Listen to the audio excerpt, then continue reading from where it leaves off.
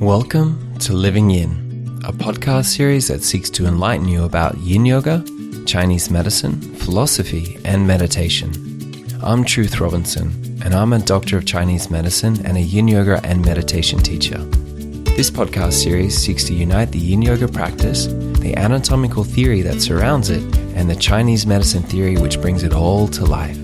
My goal is to demystify Chinese medicine and to offer anatomical concepts in a digestible way, as well as offering philosophy for you to go deeper into the layers of your own consciousness.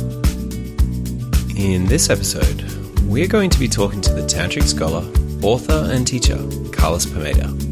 He spent 18 years as a monk, 9 years of those in traditional training and practice in India. He holds 2 master's degrees, one in Sanskrit and the other in religious studies. He's currently working on a book on the topic of karma and the journey of the soul, as well as a new translation of an important tantric text of the Kashmiri tradition, the Śivasūtra. We will discuss the intricacies of Tantra and how to use it to transform our lives.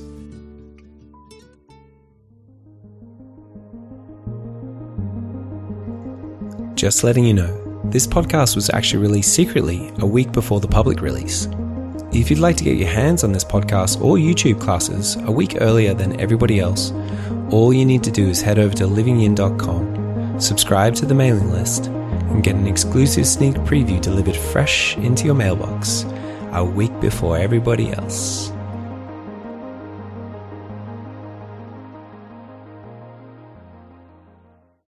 So welcome to the podcast, Carlos. It is incredible to have you along for this podcast, and I'm so excited to chat to you again. It's been quite a while since I've seen you, so it's good to see you again. Yes, it's been 1 year, so it's just lovely to be connected thanks to the internet.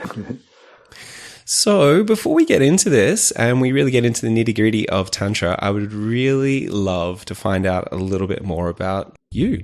Like where are you originally from and where did you grow up? Well, I was born in Spain. I grew up during Franco's days. Wow. That was an interesting time. Yeah. And so I got to experience the whole shift to democracy and all the changes that happened. And just around the same time, I got into yoga, which in those days meant hatha yoga, and meditation at the same time. I just felt like a call. I saw some posters and I wasn't sure what it was, but I just felt somehow I have to do this. And as they say, the rest is history. I mean, it just changed my life, particularly meditation. Then later I met my guru and I went to India, spent a lot of time in the ashram practicing and studying. And it became really the central point of my life has been the practice of meditation, and then sharing it with others as well. I mean, that's what really gives me the most joy, just to be able to share. So you mentioned that you grew up at the time of Franco. Maybe a lot of people don't know who Franco was or what that time was in Spain. I know a little bit about it. I mean, you don't need to give us a full history of what happened in Spain during that time, but it was quite an oppressive dictatorship. And I was wondering if that maybe pushed you into discovering yoga. Was something about that time or that experience that ignited this desire? I think it was not connected to my connection to yoga and meditation. I think that was just fate. Really is the best word I can describe it, because I just felt like I have to do this, even though it wasn't something that I knew. And then when I started studying hatha yoga, and it was from a book first, my experience was that I already knew this. It was like I was remembering something. It was really interesting. But growing up in a dictatorship, which is what Franco's time was, I mean, he was just a right-wing dictator who took over the country after a very, very bloody civil war, 36 to 39. My parents lived through that. What growing up in a dictatorship has given me is a real appreciation for democracy and for freedom. And I feel that a generation that has not gone through that, or people who grow up in a democracy, can very easily take it for granted. And when I see everything that's going on here in politics in the US, it makes me uneasy, because I think taking democracy for granted is not a good thing. It's like you really have to defend it and guard it very carefully. Like the values that are implicit in democracy and freedom. So that is what marked me very much, the respect for freedom and democracy. You also mentioned that you spent some time over India once you discovered your love of yoga, and that you met your guru as well. How did you know that your guru was your guru? Well, this is what was going on in the 70s, right? You had a number of teachers from India traveling, and what happened when I met my guru again, I wasn't even clear, because I was so new. I was totally green, And so I had these fantasies about some spiritual teacher, what he was going to look like or whatever. It was nothing like my fantasies, because what I met was not somebody, speaking like that, very slowly, dressed in white. He was dressed in the orange of a Swami, and he was full of energy. But what caught my eye when I met him is that his presence filled the room when he came in. And I was like, wow, I've never met anybody like this before. And then in meditation, receiving initiation, he put me in the state of samadhi. And so that was a complete 180-degree change in my life, because all of a sudden, from being, I had lost my faith, growing up a Catholic, I was an atheist, and all of a sudden going from that, saying, oh, this is all nonsense, to having an experience within myself of transcending this body, this mind, this personality, and realizing experientially, directly, that we are all this pure, infinite ocean of being. It's just something indescribable, and that completely transformed my life. I mean, after that experience, nothing was the same again. And that's, like I said, that's really what made me dedicate my life to the pursuit of yoga and meditation. So that's what led me to India eventually, right? And I can imagine that experience would have been quite, I don't want to use the word addictive, but something that you'd want to experience more and more and become a real passion in your life. Very much so. Actually, it wouldn't be a bad addiction. Addictions, because that would be the one to have. Yeah. But what happens is there's a sense of recognition. It was like immediately, without any philosophy or any talks. It's just like everything clicked in for me. Like, of course, you go like this, like, of course, this is what we really are, and we are here so that we can find our way back home. Right? It's like it all makes sense, right? And then life has a point, right? And so everything just clicked together for me, and so it becomes like, who wants to live in limitation when you know that within yourself is this infinite space of fullness, and love and happiness? I mean, words really fall short of the experience. So yeah, it is deeply transformative. And just knowing that that's in everybody, that we're all the same. What was the feeling that made you discover that this was in everybody, that we're all the same? Well, there's an immediate understanding that comes. I mean, again, like I said, I learned so much, like could be volumes of philosophy. And one of the things that becomes very obvious is that consciousness, which is really our essence, knows, right? That when you are in that space of your own being, you're not thinking with the intellect. But the thing is, it becomes very clear later that the intellect, the intelligence that we have in our mind, is just a pale reflection of this immediate understanding that you get when there's no mind. So it's our innate nature is just pure intelligence. And so you get into that space and you understand everything that goes with it, right? And one of the things that you understand is, this is it. Like, one of the things I understood is, this is what they mean by God. Not some cranky old guy up there in a cloud, who gets angry very easily. And you have to be very careful not to cross him. Which is how I had grown up, right? Yeah, a lot of us. But understanding, oh my God, so when I was an atheist, really what I rebelled against was that idea of God, which I still, I don't accept it. But then the experience is like, I understand, oh, okay, so you can call this whatever you want, I don't care. But this is the truth. This is it. That's beautiful. While you were over in India, you spent several years there and you took the name Swami Gitananda. Is that correct? Yes, I became a Swami. Yeah, amazing. What does Gitananda mean? It means the bliss of the Gita. Right? Gita is a term that is used for some texts, like the most famous being the Bhagavad Gita. There are several texts like that. So I've always had a very, very special place in my heart for the Bhagavad Gita or all other texts like Guru Gita. There's other texts that have that added to their name because it's like a composition that you could recite also. And for me, just becoming a Swami meant really being able to dedicate myself without distractions to the pursuit of this experience. Yeah, that's beautiful. And so then you obviously don't call yourself Swami Gitananda now. Is there a reason why you left that name behind, or is it some experience that you had that made it more comfortable to be Kalas in the West? Or yes, I formally left the monastic life back in '98.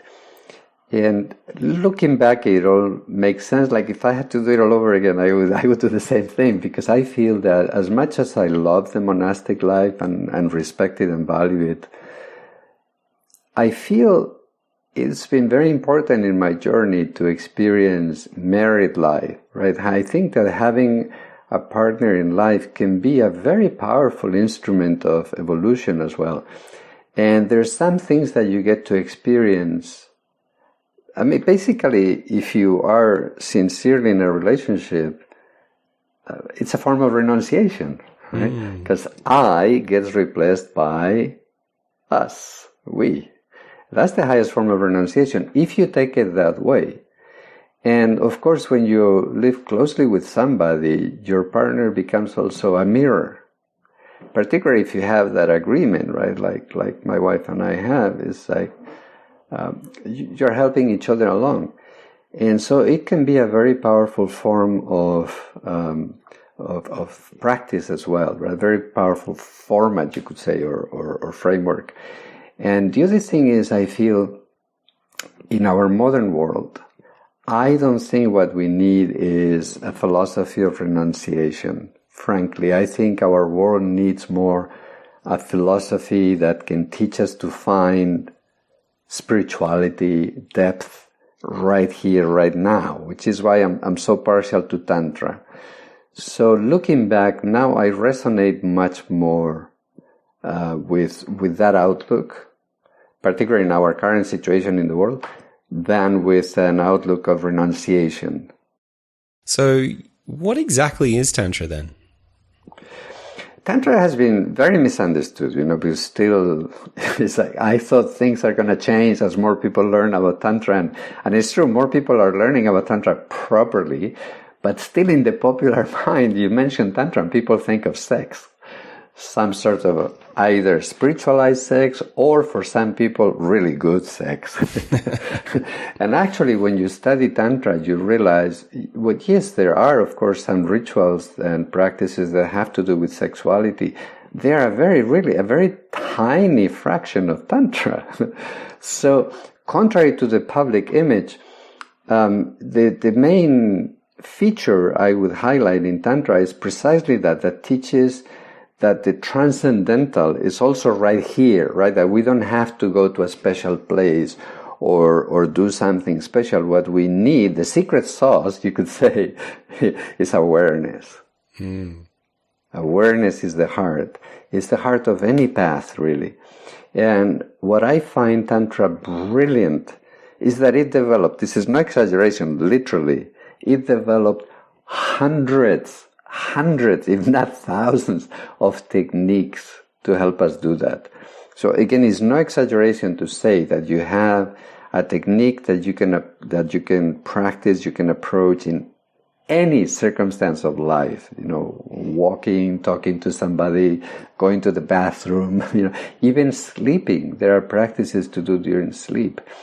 So when you study the history, you realize that Tantra was really a revolution in the field of yoga.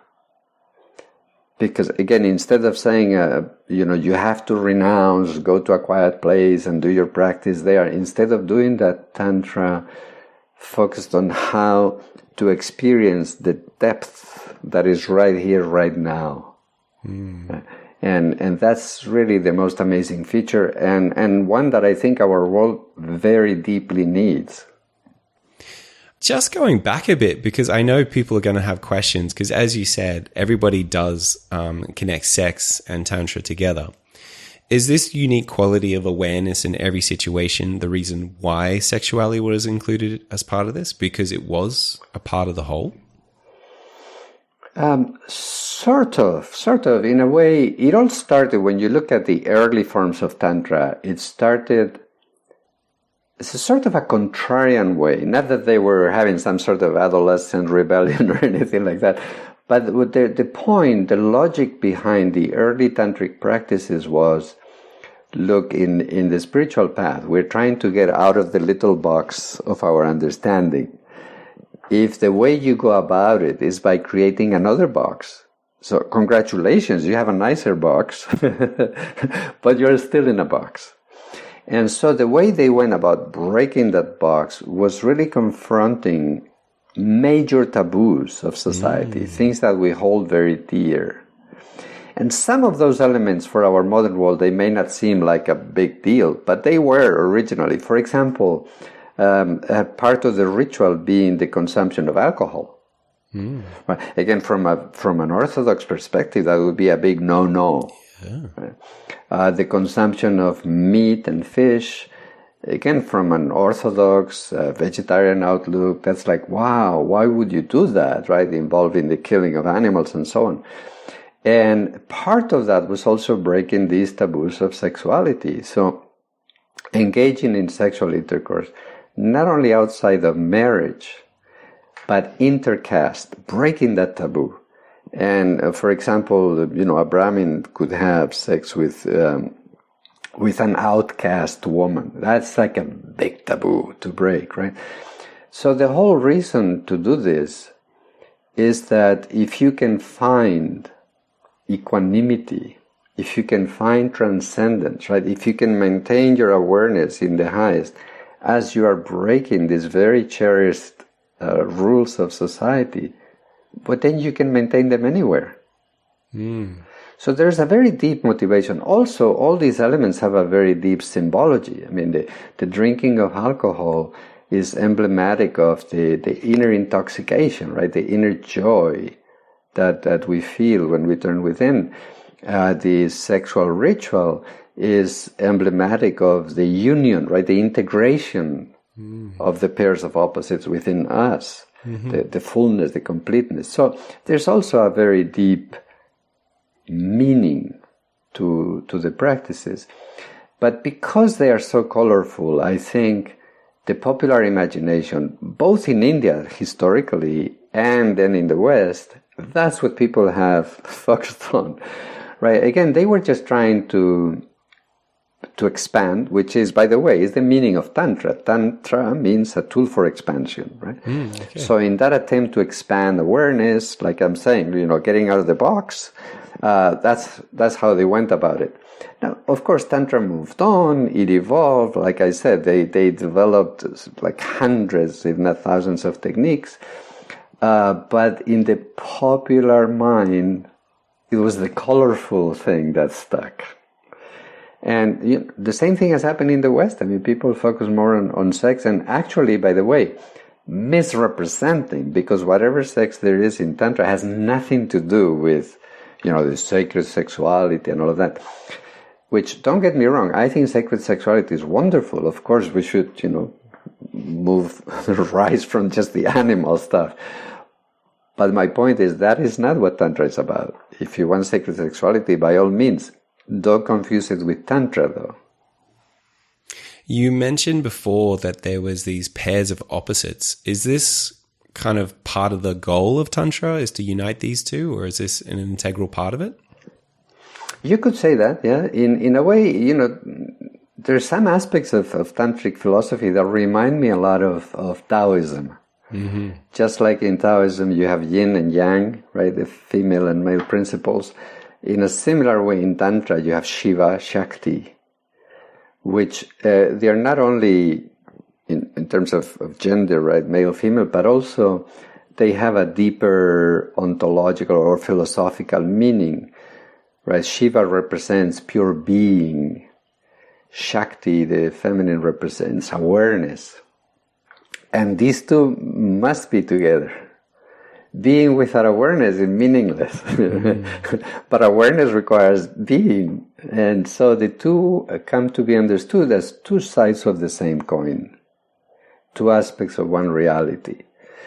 What happens is, in the process of becoming human, in the process of manifestation, these two aspects become split partly, right? They can never be completely separate, but partly, so that we experience ourselves as incomplete. And in a way, when we desire anything, we are really looking for completeness. That's all, right? That's what's behind all human desires, is completeness. So the Tantric take is Shiva Shakti are always looking for each other. But as long as we seek that union on the outside, we are destined to frustration, right? Because the real union is not going to happen on the outside. It's within ourselves. Mm. So then it's the unification of awareness and being? Exactly. But, and you see, when you really look at what that implies, which is what happens just in meditation, is, when you go really deep within, if you don't add anything to the experience of being, then being is infinite. Mm. That is really the secret. Right? When we talk about expansion, the Tantric analysis is that the moment we are bringing our attention to anything, we are contracting. Because now that's my reality, the thing I'm looking at, right? So similarly, the moment I identify with my body, with my personality, my being now is being contracted. Mm-hmm. But if I can just let go of that, right, and just dive within myself, by letting go of everything that is contracting my awareness, I can just enter the space of infinite awareness. Okay. So then you're talking about how focusing on one thing is contracting your awareness. Is that's like if you focus on drinking a glass of water, then you're just focusing on that and you're excluding everything else of creation, basically. Exactly. Interesting. So the Tantric formula is first then to this movement that I was talking about, right? Just let go. Just bring your awareness, which you do by pulling, with your will, just pulling your attention, your focal point within. And as you enter the depth of your being more and more, then you need to try and maintain that same awareness as you come out. Right? So that the ideal state is one in which both experiences are combined. So you need not limit yourself as you're drinking that glass of water. You don't need to lose your self-awareness. That's how Tantra understands enlightenment. Many people are not clear these days. Oh, what is enlightenment? Well, that is enlightenment from a Tantric perspective. If you can maintain your full self-awareness, or the self-awareness of your fullness, while you are walking, talking, drinking a glass of water, sleeping, right? Any daily activity, then you got it. When that's 24/7, then that's it. That's it. I've seen in the Samkhya tradition, they talk about Purusha and Prakriti as well. And that's this idea of like manifest form and then consciousness, as I understand it. Is this similar to this idea of Shiva and Shakti as well? It is similar, but you could say Purusha and Prakriti are like a lower octave. Mm-hmm. The Sankhya tradition, it can be very useful, and And again, as the basis to understand the path of meditation, and so it will be very, very useful. From the Tantric perspective, Samkhya is not wrong, it is incomplete. Which, is not a put down at all, because Tantra comes centuries right after Samkhya, so they were able to build on whatever explanations you find before. It's a feature of Tantra that I like a lot, right? That Tantra doesn't say everybody else is wrong. They just say they're incomplete. Because I think it's a fair point that you could make that case that Tantra has the most complete map, if you will, of the journey. And so from that perspective, Purusha and Prakriti are now at the individual level. They are the counterpart of Shiva and Shakti. But they are Shiva and Shakti already split in that way that I was mentioning before, right? So, of course, yes, from that perspective, Samkhya is missing the whole journey above that principle of Maya, right? And it is fair to make that point because Samkhya stops at the level of the Purusha, the pure self, but it's still an individual self. Whereas Tantra says, no, there's more. Right? Then the expansion comes. And you realize you're not just a drop, you're the ocean. Mm. You also mentioned that you talked about how your two things you're trying to unite were your being and awareness. It seems like that can be quite an elusive thing to really put your finger on exactly what being is compared to awareness. Could you help define or differentiate the two a little bit for us? Yeah, actually, it's a very good point because if you just keep it like that in the abstract, but in application, it means, for example, when we have the desire to know, right, and the passion for study, it's a form of love. And awareness means your intelligence is seeking what is there, the knowledge that is there, right? So that's the being aspect. So in wanting to know, what we are seeking is the fullness. Similarly, things like eating, right? In a very real sense, we eat our world. The act of eating is used metaphorically also, by the way, as this assimilation of all difference, right, and the digesting of difference. You find actually some Tantra uses that language to describe the process of spirituality, of this inner journey. So it's similar, right? The food is there, and now is my experience, awareness of eating the food, and also the pleasure that comes from that. It is a small form of reunion. In fact, every act of experience is like that. It's a meeting of awareness and being. There are practices that center around the process of perception for this reason, right? So really, you can look at everything that we desire. What is happening? What is that desire? It is an impulse to join our awareness with that thing that is. Right, whatever you want. So the experience of anything is that small joining of Shiva and Shakti.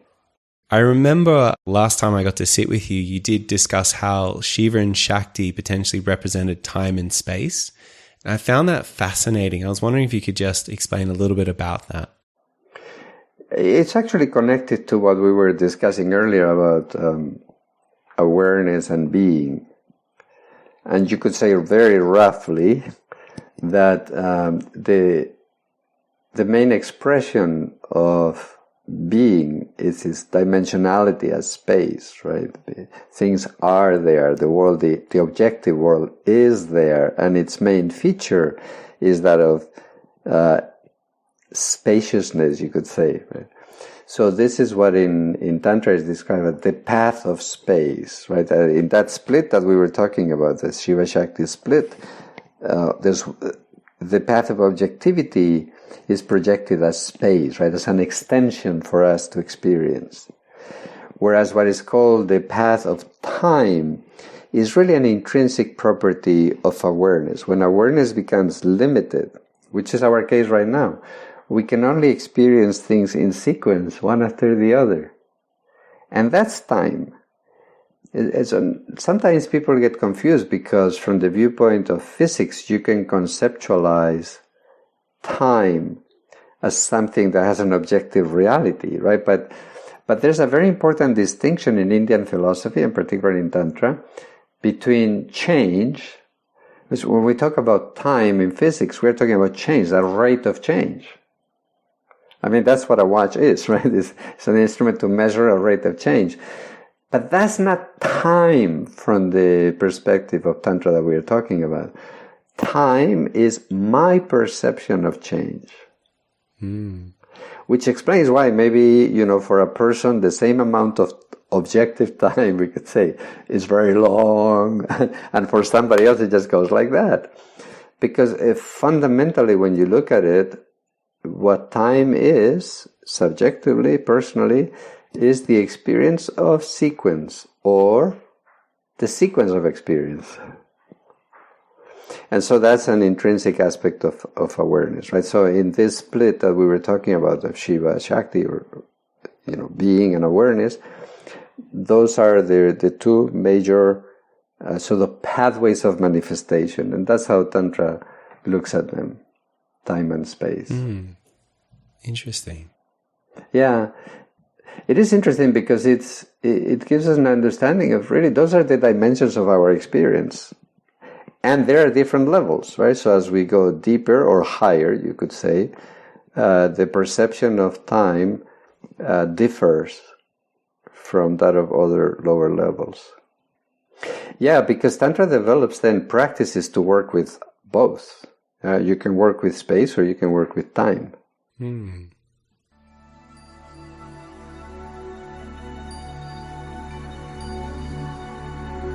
You have been listening to Living Yin, podcast by Truth Robinson.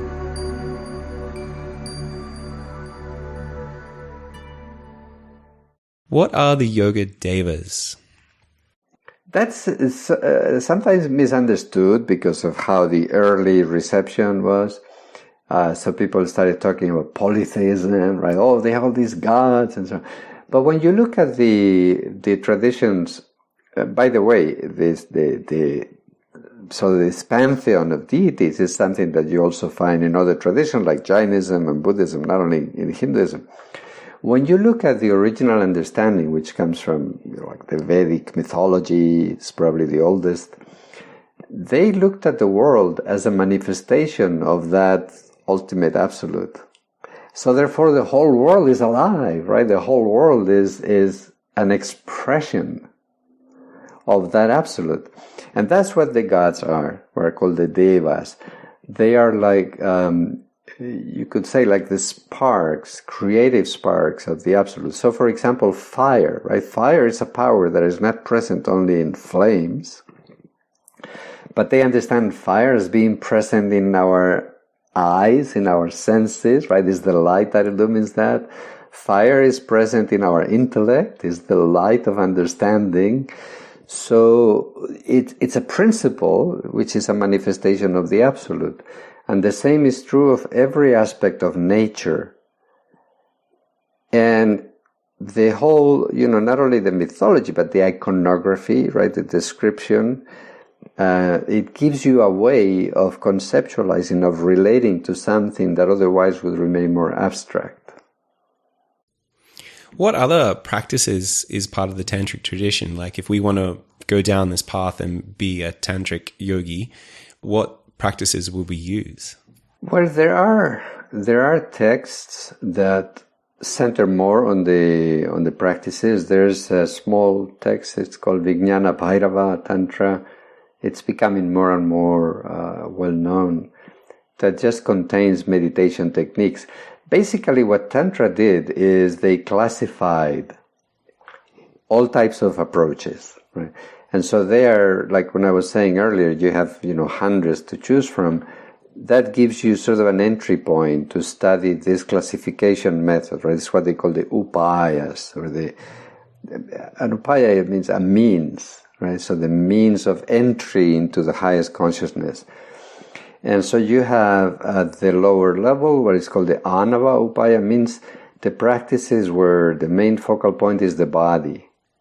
right? So things like asana, for example, ritual, pranayama, right? All practices that have the body, some forms of meditation, if you're meditating on your breath, things like that. Then the next level is what is called Shakta Upaya. And that means practices where the main focal point is the mind. So there you have so many, right? Visualization, so many forms of meditation, like mantra repetition in your mind and so on. Study as well. And then at the highest level, you have what is called Shambhava Upaya, which means the practices of awareness. That is the subtlest, right? Because there you're not doing things like counting breaths or something like that. No, it's just about maintaining awareness. So that's more what I was referring to earlier, right? This process of, through your willpower, maintaining self-awareness anchored within yourself at all times. There's one of the Tantric texts that, in fact, I've been working, I finished the translation. It's a short text, it's just 105 verses by Abhinavagupta. He was arguably the highest Tantric teacher. He lived in Kashmiri, in the north of India, in the 10th, 11th century. And he wrote, among other works, this little work called Paramartha Sara. It means the essence of supreme reality. And there, what I love about this text, among other things, he talks about karma, he talks about so many interesting things. It's a very good, I'm converting it into a book because it's really like a perfect introduction to Tantra from within the tradition itself. The focal point of practice there, coming back to your question, is this practice of awareness. It's about always, don't lose yourself. This is what happens to us is we become extroverted, right? We become caught up in the things because we have things to do and to take care of and so on. And the challenge then is not to get lost outside, to retain your center, no matter what's happening on the outside. That's a constant practice of will. And that's the highest form of practice. So even that can give you an idea of the range of approaches that Tantra presents. So it's really worthwhile. Anybody who's interested, it's really worthwhile to find a good teacher and to approach the sources directly, because Tantra is a topic, actually this could apply to any yoga tradition, that you cannot really learn it from books. Yeah, from books you can learn about their philosophy, their view of the world, and so on, fine. But the practices, you need to learn them in person from somebody who's in turn learned them in person. The texts never give you the information you need to do the practices yourself. So you need that, the oral tradition, right? That's always been the system. So find somebody who knows about the practices and then incorporate them into your life. You mentioned another technique as well, mantra. What is mantra? Yes, mantra is something that, although it has existed really from the beginning, you go to the earliest sources on yoga and you see already mantra, but really it's one of the things that I've done is I've traced the history of the practice, right, how it has evolved. And what I find is that for centuries, people basically used Om to meditate. For the most part, there's a couple of the mantras that you see in the Upanishads, old texts, but really is within this umbrella of Tantra that we are discussing, which is already the medieval period, right? So Tantra, we start seeing it 4th, 5th century, and from then on it just takes off. It is within this umbrella of Tantra that mantra was really developed into what we could call a technology. And the reason is because Tantra investigates sound as an intrinsic property of consciousness. And if you look at it, consciousness is vibrational, which is why we react so strongly to noises, music. If you think about it, right, you hear one of those machines, and it has quite a strong effect. I remember once I was in the Gold Coast in Australia, And, they do this race every year.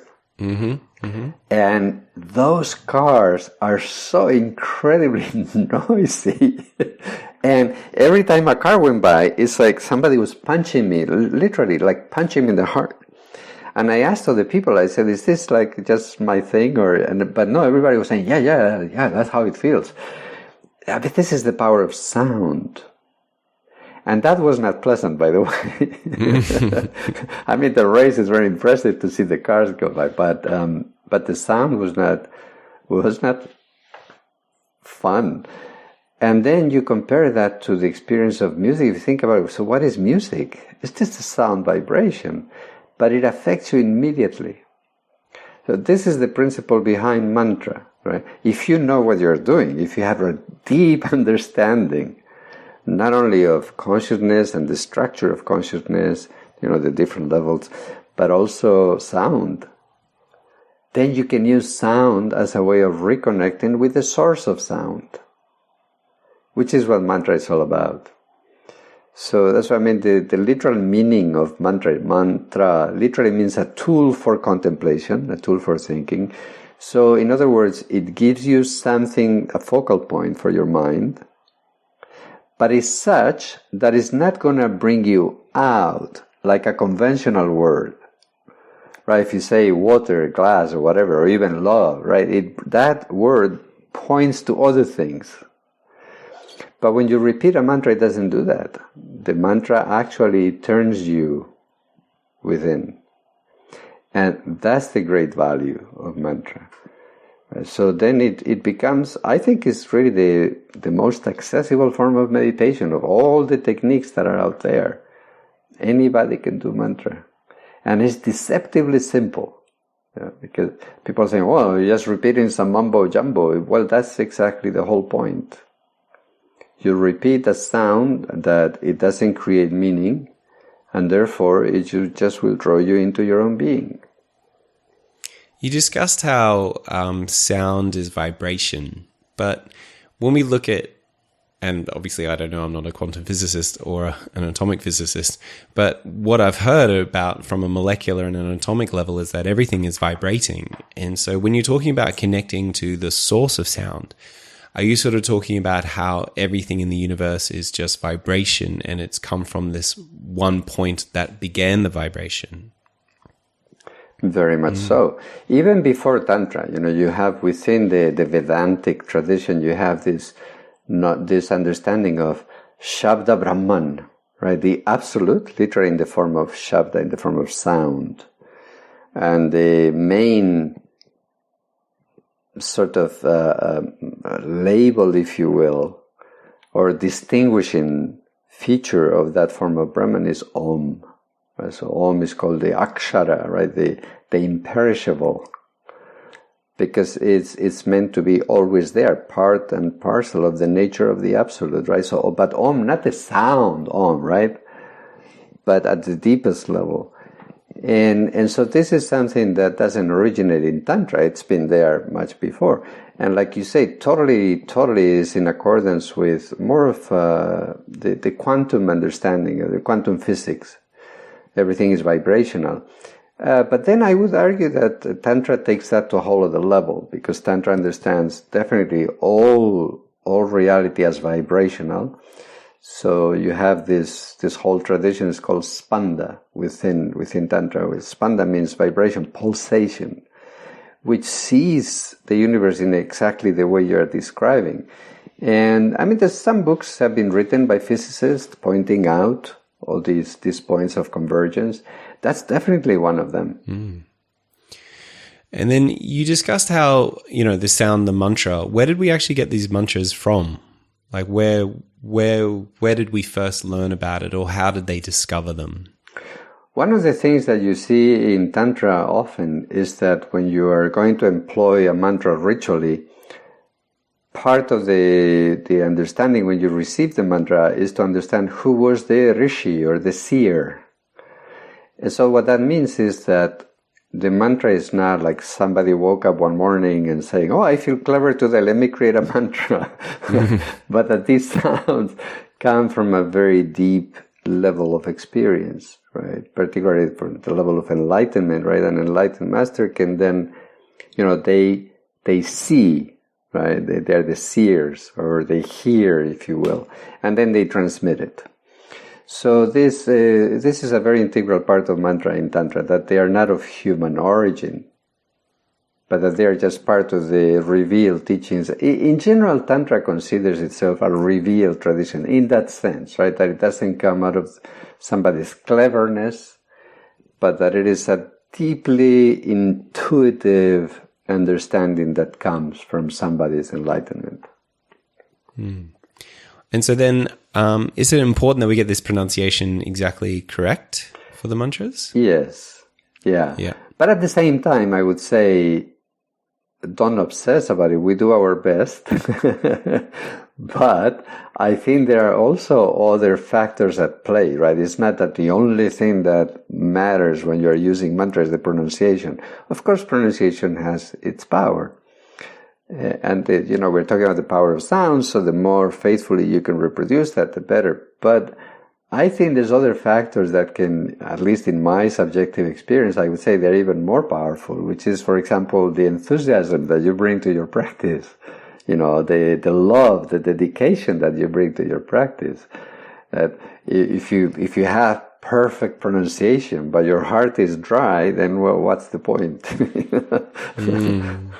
So is this an example of like with the being and the awareness and the mantra? Oh, yeah, very much so. Yeah, because that's what you find is that you start from this experience of I'm repeating a mantra, and then as you go deep, you realize you are the mantra. The mantra is just like an expression of yourself. That's really the. We could say the true mantra is the awareness. When you transcend that separation between you and the mantra, and you enter that space of just oneness. And you're talking about this vibrational quality inside of us. Is this similar to what the yogis talk about as prana? Prana is one of the manifestations of this vibrational quality. And in fact, there's a Tantric passage. It says, Prag samvit prane parinata, which means in the beginning, consciousness manifested as prana, the vital energy. Because vitality, life itself, can be described as the movement or the impulse of consciousness to manifest. That's why it's unstoppable. You cannot stop life. It is the expression of consciousness. So you could say that prana, vital energy, is one of the manifestations of this creative pulsation. And just being a Chinese medicine doctor, I have to ask, is there like these energy pathways similar to Chinese medicine that prana flows through? Very much so, absolutely. The only difference I find is that, of course, in traditional Chinese medicine, the emphasis is on therapeutic, right, healing. Whereas the description of these pathways, what we call the meridians in Chinese medicine, what we call nadis in Sanskrit, the emphasis is different, right? Or rather the orientation, right? Because in yoga, they are more in the context of a discussion on meditation, whereas in traditional Chinese medicine, they are describing the context of healing, how to prevent those imbalances. And then you mentioned previously about how a lot of what we know came from Kashmir, or some of Tantra came from Kashmir. I've heard of groups like the Kashmir Shaivism, and there's other groups as well within Tantra. Are there a few of the more common ones that people have known about, and how they sort of differ in their philosophy or understanding or the way they work with Tantra? Well, if you look traditionally, there was a variety. And all these traditions, when we talk about yoga, if you think about it, right, back in the medieval period, there's no TV, there's no internet, there's no radio, right? So how, in practice, what does that mean for people? Like if you and I were now in the 12th century and we wanted to learn Tantra, you have to find a teacher. And so in practice, all these traditions lived in what is called the parampara, right? The succession of teacher and disciple. the lineages. And there was not necessarily a sense of, oh, this is like an all India tradition, right? It's a different time. And so therefore, all these traditions are going to manifest and live through branches. So from the early centuries of Tantra, you see that happening, and you see Tantra also manifesting within Buddhism, even within Jainism, and what we call Hindu Tantra, right? Which is Tantra then manifesting in all these currents of Hinduism, like Shaivism, Vaishnavism. These still exist, right? Or Shakta Tantra, which emphasizes more the feminine.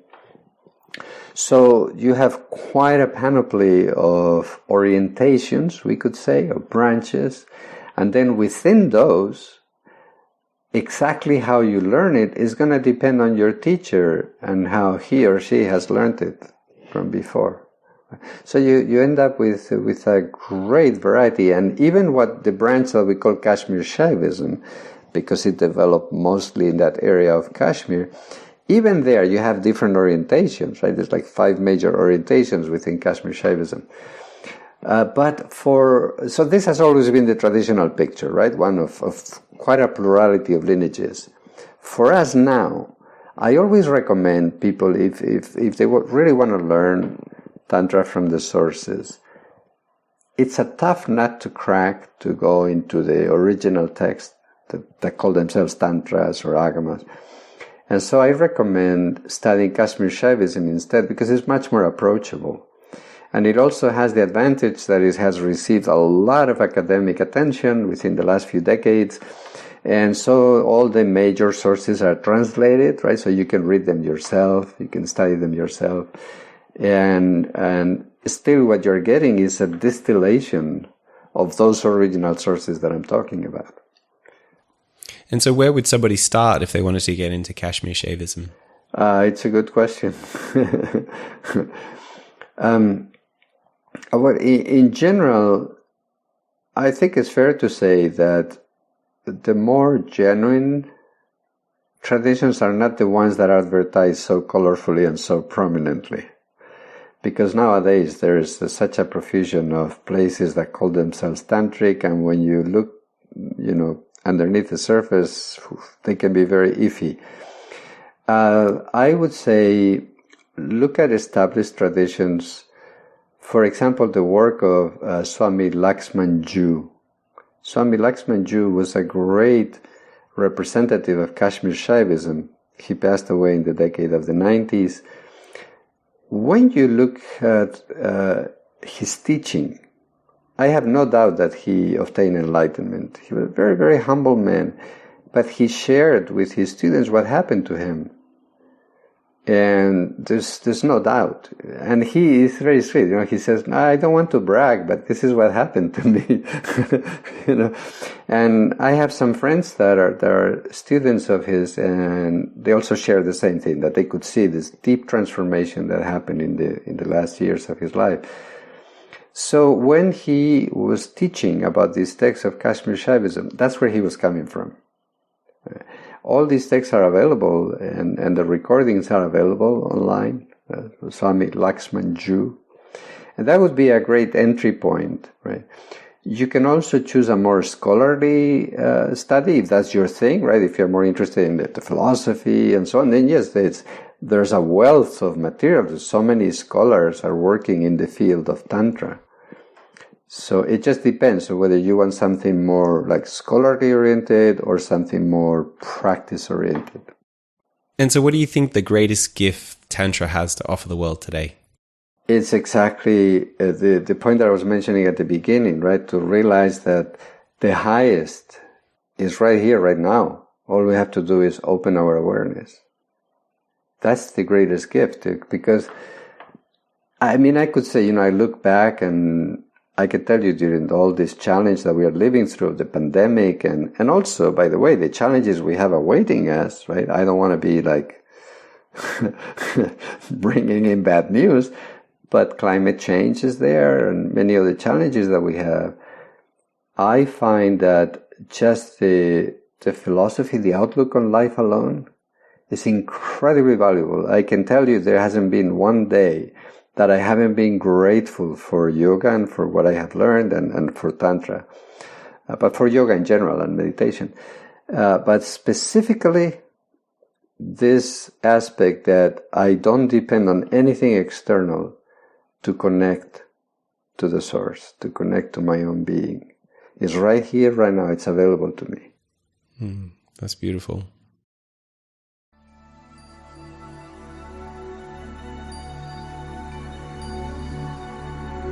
You have been listening to Living Yin, podcast by Truth Robinson.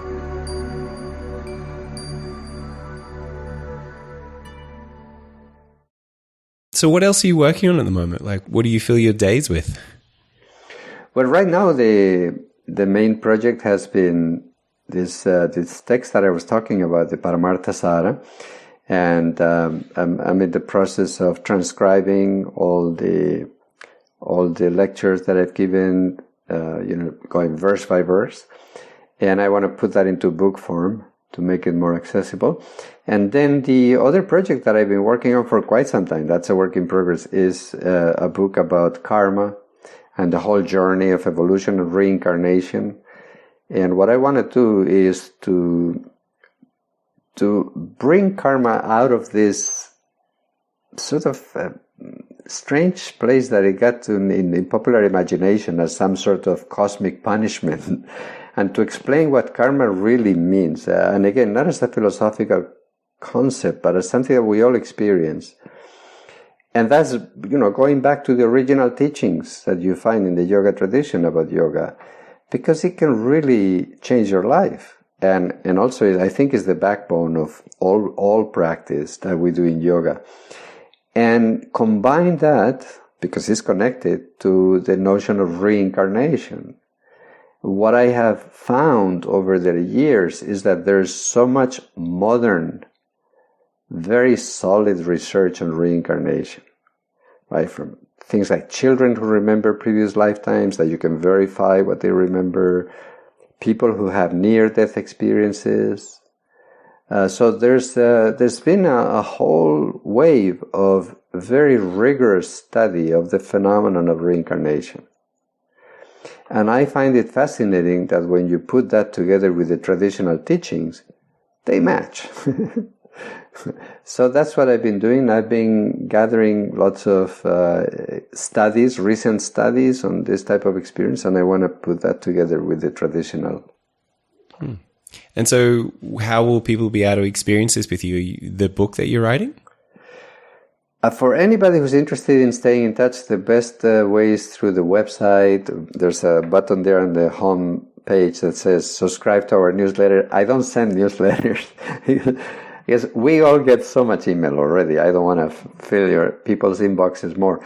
But we do send announcements when something new comes up, when a new course is completed or when these books start coming out. So. Okay, amazing. And do you run any other trainings or workshops or anything else? Yes, and before the pandemic, I used to travel a lot. Now it's through this wonderful medium of the internet. In fact, I've been, I'm going to be teaching a course about mantra with my friends in Australia, in Bulladella. I'm in the middle of part of a training that my friends are doing up in Byron Bay. And we're going to do some sessions studying the Tantric understanding of the Bhagavad Gita, also with my friends from Bulladella. So thanks to the internet, I've been able to still continue to be in touch with friends all over the world and continue to do workshops and trainings. Excellent. And do you have any video courses or video trainings that we could do? Yes, I've put up some things in my Vimeo channel that are just available to everybody. And I'm planning also to use that channel as I get the materials ready for courses. I have some courses already that are recorded, but they just need to be tweaked and edited, and then I'll be able to make them available. I'm just looking for a video editor right now. So if anybody out there is a video editor. Yeah, actually, that would be good. Yeah. Perfect. Well, Carlos, it's been an absolute pleasure spending this time with you, and I have learnt so much, and it's always incredible spending time with you. And I look forward to meeting and seeing you again. Yes, likewise. And thank you so much for making this connection possible, Truth. Just another heads up. This podcast was actually released secretly a week before the public release. If you'd like to get your hands on this podcast or YouTube classes a week earlier than everybody else, all you need to do is head over to livingyin.com, subscribe to the mailing list, and get an exclusive sneak preview delivered fresh into your mailbox a week before everybody else.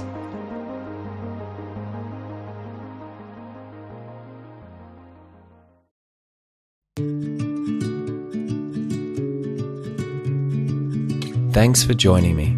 I'm Truth Robinson. You can follow me on Instagram at Truth Robinson, or if you'd like to donate to support this podcast, grab a Living Yin singlet or train with me in Yin Yoga online or in person. Go to livingyin.com. One last thing. By submitting a review on iTunes, you're giving the gift of this podcast to so many other people. And even though I love seeing all the beautiful reviews, and I really do, it's way more exciting to know that your review is stimulating so many Yin Yoga journeys all around the world. That has to be the easiest gift you have ever given.